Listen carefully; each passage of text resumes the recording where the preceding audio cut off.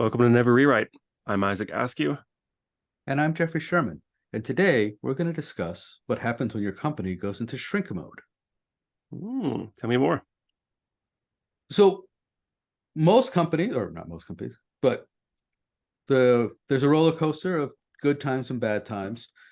And your company can have bad times and good times and good times and bad times.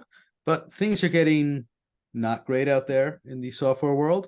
And so we thought we'd do a show about what happens when you're in a growing company and it shifts from growth mode to stable mode, or even worse, shrink mode, and what that means for your career, for how you should focus at work, and how to handle the panic of the transition. Because it's not like the company says, "Oh, we were growing and now we're going to be shrinking," but don't worry about it. Like, it's not a "don't worry about it" kind of a thing. There is reasons to worry. Got it. It seems, kind of relevant to the times at hand, as you mentioned, because a lot of companies these days seem to be having layoffs. For the past 2 years, I guess the overall financial climate has changed, and so there's a lot more investors that are scared to invest another round of money in companies, and so layoffs happen. Is that kind of what spurred this conversation today? Yeah, I've had at least 3 different friends involved with layoffs in the past couple months. One friend, his company missed payroll a couple of times. Oof. They eventually got the next round of funding and they made it through, but these are things. And as somebody who's been around for more than 20 years, this is at least my 3rd cycle. But it's different between, there's the initial panic, right? There's a layoff.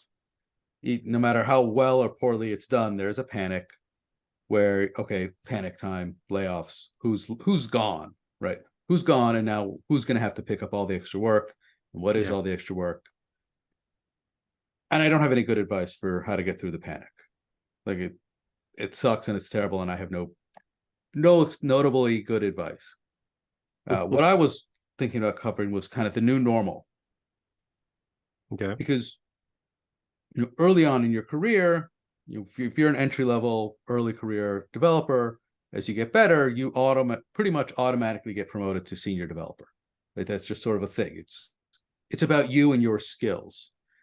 And as you get higher up, if you're in a growing company, you will continue to just get promoted at more or less the same rate, because the company is growing and they need more senior people, and they'll be backfilling.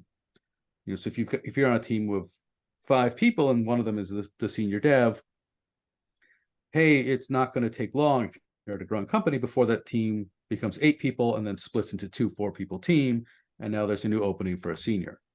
Right. As soon as the company switches over from growth to either stability or shrink mode, all of a sudden that there is no new senior role opening up, and there won't be. And no matter how much better you get, you can only get that senior role if somebody else leaves. And that's a wildly different situation and scenario. Yeah, that's interesting, because like at that point, I can imagine as a junior developer working really hard to progress in my career and taking it personally whenever I'm not getting promotions or getting raises or getting to where I need to be. And sometimes really it's the company, like you said, doesn't actually have the money to do that. They don't have a position available for you. Oftentimes they do. Like in shrink mode, of course, it's like a completely different conversation. But in shrink mode, it really is the case where you are spinning your wheels in those cases, right? Right. And that opens up 2 possibilities. One is you have to develop the mental fortitude to divorce your skills at what you do, as your skills as a developer, from the title that you're given. And you might have to divorce. I'm conflicted on this because for most of my career I was spent in finance, and finance has very narrow range of titles that they give out. And so you get these they're not wildly inflated because these are the titles that finance uses, but they are wildly Mhm. different than like what technology uses. So for a lot of my career, I was a managing director, I was director, I was a vice president, but Oh none of yeah, these it were sounds fancy. managerial roles. That's just like, well, that's the next rung up. But they didn't create special titles and roles for developers. They just like, no, that's the next rung up. You're a managing director. Even if you have no reports, you're a managing director. And so Interesting. to me, I was, and I've discovered that this was actually a very privileged position of, I was privileged to be in a position where titles didn't matter. And if you're in a more traditional not finance, if you're in a more startup-y or just general software role, titles matter a lot more. Right. And so one thing you might want to consider if you're in a company that's static or shrinking, asking for the title with no raise, which is a gut punch. And it's a transactional exercise. So if you divorce your role, like you're a developer and you're doing this well and you're like super awesome and you deserve to be promoted to Mhm. the senior role because you're doing senior level work or even staff level work or lead contributor level work, but the company doesn't have the money, or just, yes, you're doing the work, but we don't have any roles open for that because of the structure. It would break the structure. You can ask for the title with no raise. Like, hey, look, I know we can't afford it right now, but I'd like the title anyway because it's my career. Right. Right? I don't want to pause my career for the company.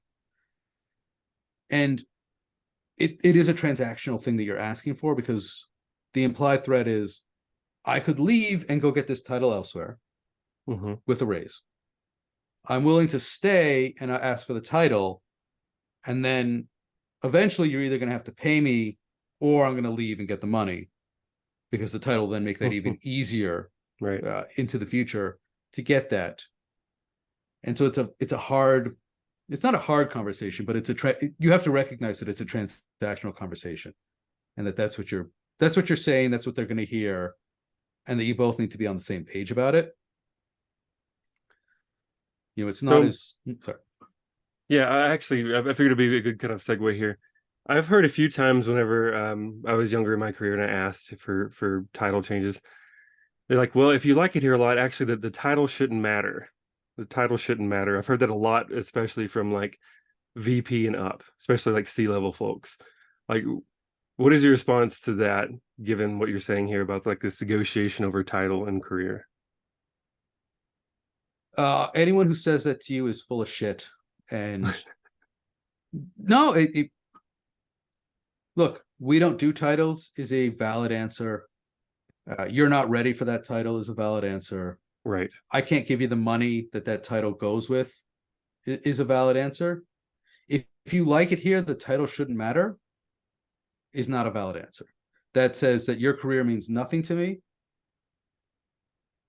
That I don't care about you as I don't care about your life outside this company. I don't care about your life long term. Right? The average length of employment's 3 or 4 years. Unless you're in your 60s, this isn't your last company. It's not your last job. And not giving you a title because they don't want to do it is hurtful to you. Right. It's good to have this as part of the negotiation, especially if you know, hey, what's it killing you? The company is shrinking. I'm not asking for more money in this case. I just want the title to help out my career. What? Give it to me. Right. It's hey, you can't give me anything else. Right. And I've worked at Mhm. a company that had two titles. It had software developer and it had senior software developer, and senior software developer was almost impossible to get. But there it wasn't a case of, well, you can't, what's it matter? It was, well, we only have two levels and you're not ready for the super, super senior level that is senior at this company. Sorry. And in that case, I actually tried to convince leadership to just get rid of abolish titles, call everyone a software developer with no pay bands. And then everyone can just explain it. Oh, well, they just only had software developer. They just didn't have titles. Gotcha.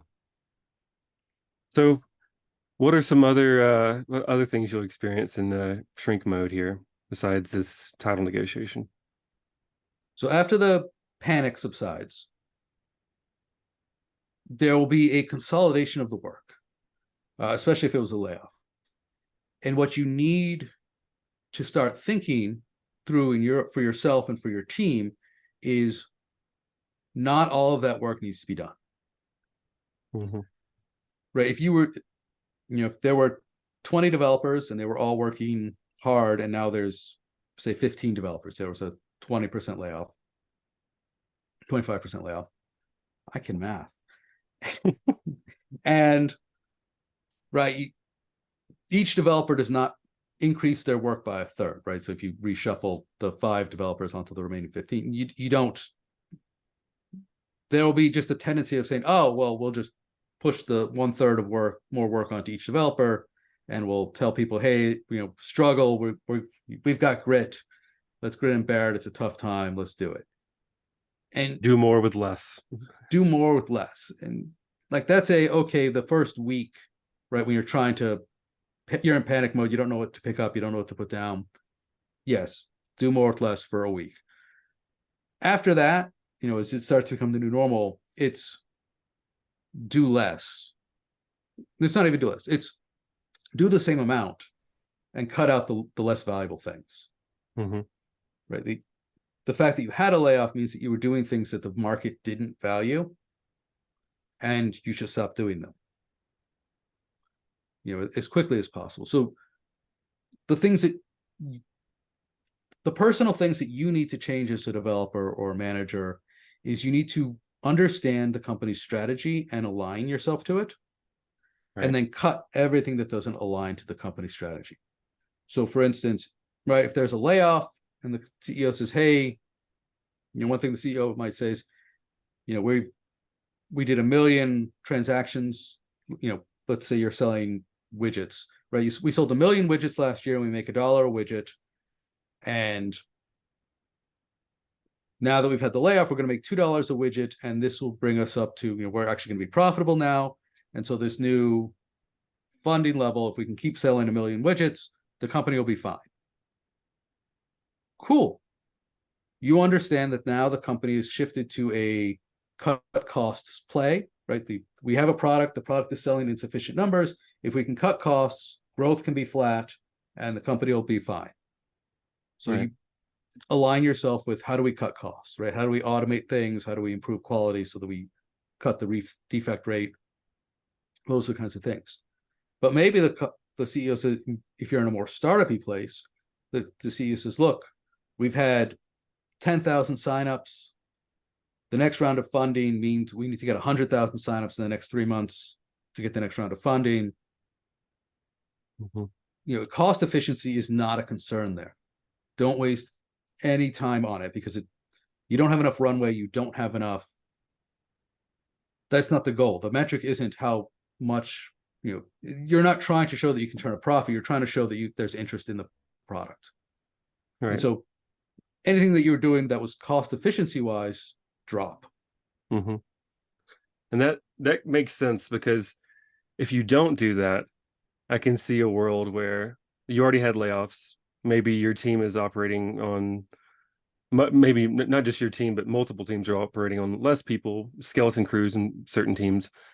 And so the work that was there gets reallocated. Now if you don't cut those things that don't matter as much, you're overworking the people that are there. They get stressed out because they're doing double their workload. Then they go, well, I'm sure there's another company out there where I can work for and have a reasonable work hours. I'll leave. And then the team gets squeezed more, and you have this kind of domino effect of people going, oh, well, I can't operate with 2 people on this team. I can't be the only one. And then everyone just kind of brushes up the resume. Yeah. Right. And that's, the higher up you are, the more ability you have to impact or decide what work gets done, the more responsibility you have to just look at certain things and just say, we're not doing it anymore.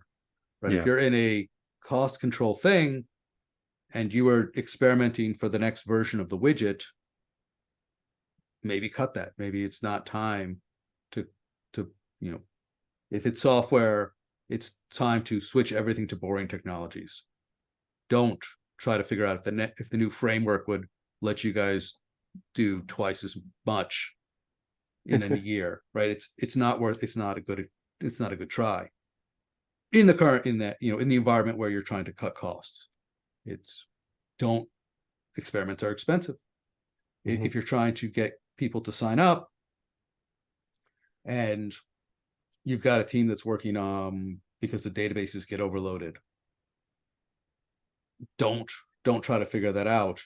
Just bump up the database amount, because for the amount of time you've got for your runway, Exactly. Yeah. it's cheaper, right? Because the worst thing that could happen, well, not the worst thing, but a bad result would be, if you've had 10,000 signups a month, investors want you to get to 100,000 signups a month, and you're spending time tuning the databases, and you end up with 80,000 signups a month. And, Right. and the databases are cheaper. That's not going to get you that next round of investment. Yeah, you Right? can throw money at the problem sometimes to buy that rather than throw people at the problem. So it's like, I guess, depending on how high up you are, you have to kind of take those concepts into consideration. Can I just go ahead and slap a quick fix on this thing? That way we can work on the features that matter that will get us to this metrics that we're trying to hit. Mm-hmm. And if we can't, like, just what other things can I shuffle to make it there?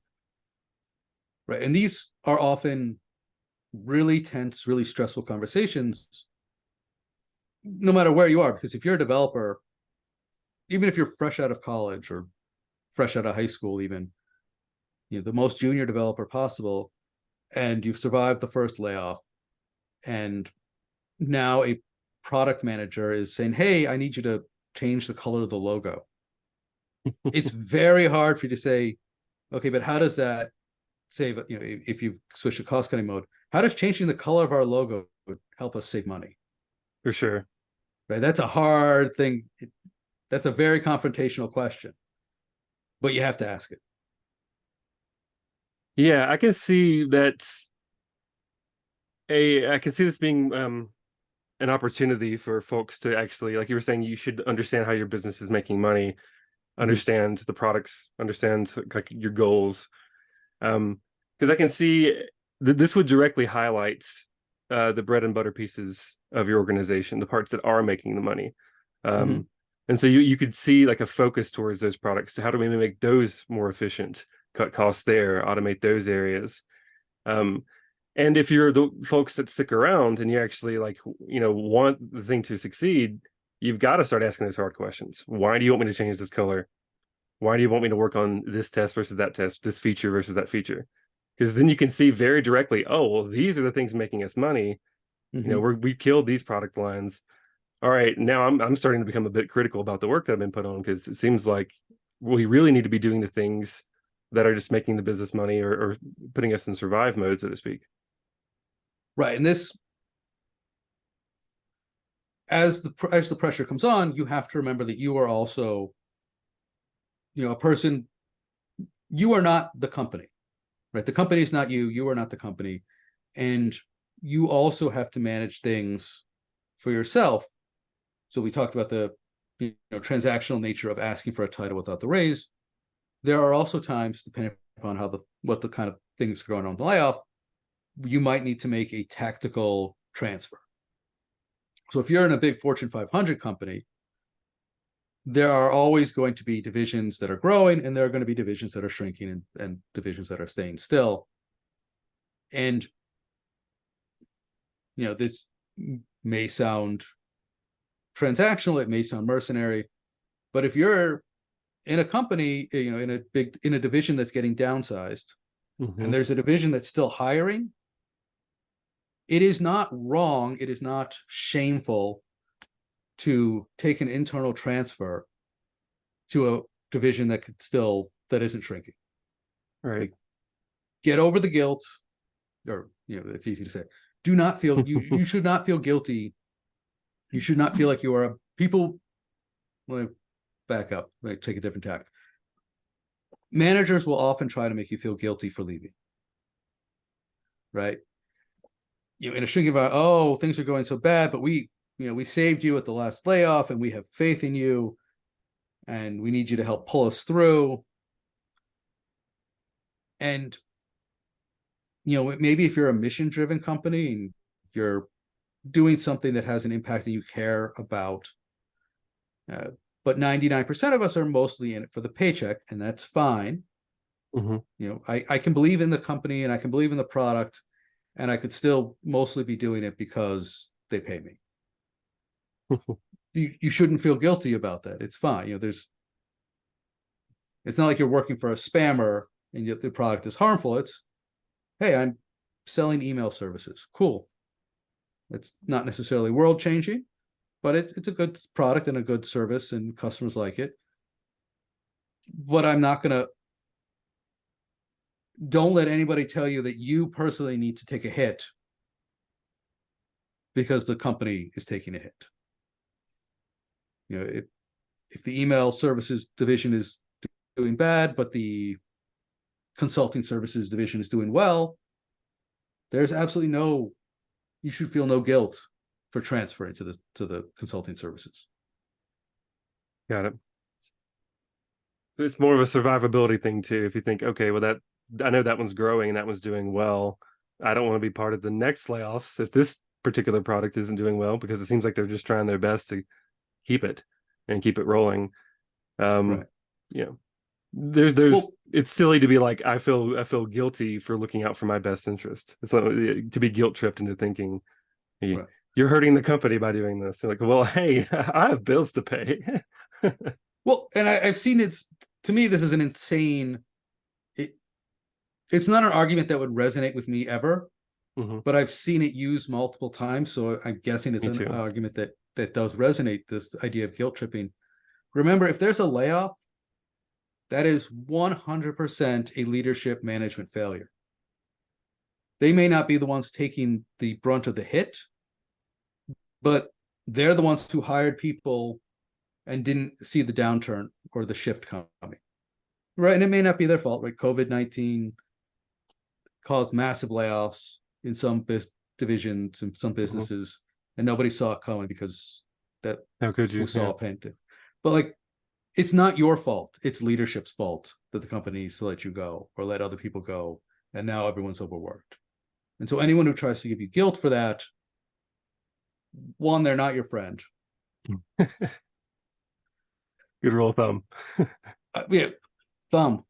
Right. Anyone who tries to give you guilt or pushback for you doing what's best for you is harming you. You have to understand and accept that you are not the company and the company is not you. And what's good for you and what's good for the company, when those don't align, that's fine. Right. When the company doesn't need people anymore, they let them go.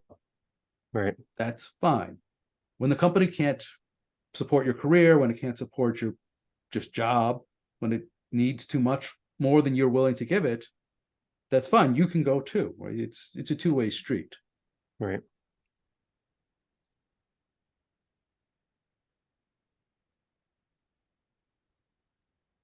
All right. Any more thoughts about uh when you're in the new normal of a shrinking company? We covered titles, we covered workload, we covered aligning with the new strategy. Mhm. And we covered transferring to another division. Is there anything else we should talk about, or I think that's it? Uh, I think that's mostly it. I guess some random thoughts I had in my head was like, you touched on one of them, which was basically like tinkering with like database optimization versus just paying for the next tier or something like that. And I guess it was kind of similar to this idea for me for people who really love refactoring and testing and adding test coverage where it's missing. Those are the things that are sometimes not as cared for as you can imagine in a shrinking company, because they're trying to either repair a product or do a last ditch effort to see if product's worth it, or switch to, again, like the bread and butter part. And if that refactorization of maybe the bread and butter part of the application would lead to more money by cutting costs and bettering optimization and that kind of thing, then perhaps you could still get that done. But for folks that are really into those kinds of things, that's when stuff gets cut, and you're like, "Oh, we've always wanted to upgrade this thing. That's not going to happen right now." Yeah, That's no, it's yeah, yeah, it depends on what the new thing is. If you're shifting to cash cow mode, there might not even be an attempt to ever come out with a new version, hmm right? It's just keep the lights on, keep collecting money until all the customers quit, but put in no effort or the absolute minimum. No, that's very little literally what a cash cow incentivization. means. Yeah, yeah. You just burn it to the ground, or you don't burn it to the ground. You let it burn out. Careful rephrasing. Yeah. But yeah, I think that's one thing I'm thinking of, like that would impact the work that you're doing. And then too, if you see from if there were product lines that were killed off, and then folks from those products were either laid off, or the ones that remained get reallocated, you'll see a lot of hurried onboarding into other teams Mm. to put them towards the products that they think will matter. Um, a sudden abandonment of all the other products that people don't care about, or like or a vaporware kind of uh, indefinite suspension of certain products or projects that we were working on.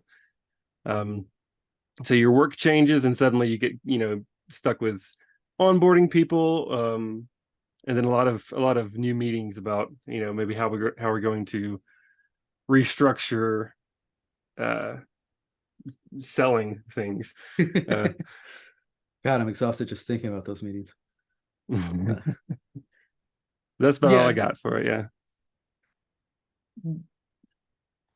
it's less of a strategy, more just of a general good practice. The I don't remember who said it, but somebody once said, documentation is a love letter you write to your future self. Yeah, I Never like that more one. true than in a layoff, where especially for the next person, who might be coming on from another team, it's always a great time to write documentation. In fact, I can see that being one of the worst things to not do at that Mm-hmm. point. Not on top of layoffs and team relocation, now you've got to spend, instead of days going through well written uh, documentation and readmes and onboarding that way, weeks trying to like better the documentation on services that all the new people can't boot up because it wasn't up to Right, date. because the docs had this thing. Yeah. One last point that I just remembered along this line hmm uh, was told to me by my first manager, and it's true and it's counterintuitive. The worst thing that you can be in, uh, there's a tendency, there's a subset of people who are like, oh, I'm not going to document this stuff, and I'm not going to teach, and I'm going to be the only one who understands this code, and I'm going to be unreplaceable. Oh. And my first manager said, yes, that you could make yourself unreplaceable, but when you do that, you also make yourself unpromotable. And his Right. point was, right, if you are so critical to this thing that they couldn't dare get rid of you, then they also wouldn't dare promote you. You're stuck. They need you right there. Right where you're at. When layoffs are looming, you might survive the first round by being unreplaceable. But as the new normal stretches out, if you remain unreplaceable, which means that you can't be shifted around, you can't be moved up or down, in terms of the changing product strategy, you're now a liability. And in terms of the cost cutting, cut the cost strategy, because they can't cut the cost of what you're doing and then reallocate you somewhere else. You're just a fixture.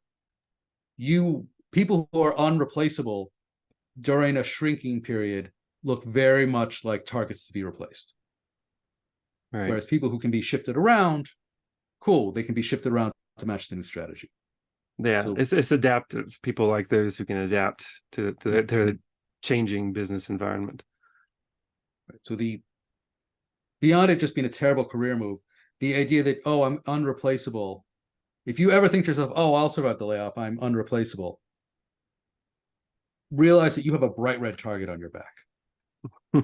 Start working to make yourself replaceable, because otherwise they will want to get rid of you just to get the pain over with, because they might not even care. Like, it might just be, oh, we can't replace this person and they're critical and they make it too expensive, so we're just going to cut that project. that product completely, and now suddenly you're not even needed. That or start telling you, hey, we're going to train you to start delegating a lot of those responsibilities, and they Mhm. suddenly make you replaceable by, training everyone else to do bits and pieces of it. That's the polite version.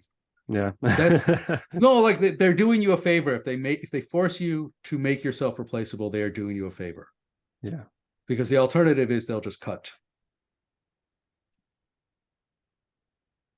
All right. Any other parting thoughts?